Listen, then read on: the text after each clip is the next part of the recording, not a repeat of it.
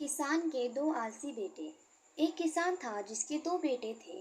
वह बहुत ही आलसी और निकम्मे थे। वह अपने पिता को कामकाज में हाथ बटाने के बजाय आलस किया करते थे, इधर उधर घूमते फिरते थे। किसान को अपने बेटों की बहुत फिक्र थी। वो सोचते थे कि मेरे बढ़ने के बाद इनका क्या होगा, यह अपना पेट कैसे भरेंगे, अपने परिवार को कैसे संभाल पाएंगे। एक दिन किसान की हालत बहुत ही गंभीर थी। कहने का मतलब किसान मरने की हालत में था। तभी किसान ने अपने दोनों बेटों को बुलाकर उनसे कहा कि हमारे खेत में एक खजाना गिरा हुआ है, लेकिन वह किस जगह है उसकी जानकारी मुझे भी नहीं है, लेकिन खोदने बाद तुम्हें वो खजाना मिल जाएगा। इतना कहकर किसान भगवान को प्यारे हो गए।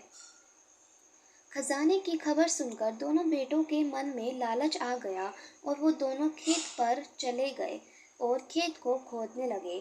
खजाने के लालच में कुछ ही दिनों में पूरे खेत को खोदने के बाद वह घर जाकर बैठ गए और वह अपने पिता को कोसने लगे।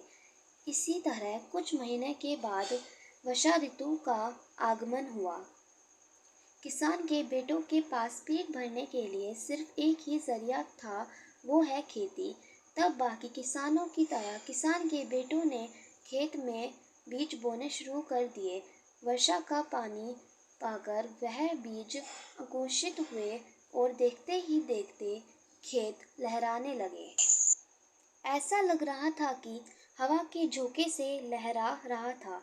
यह देखकर किसान के बेटे बहुत खुश हो गए।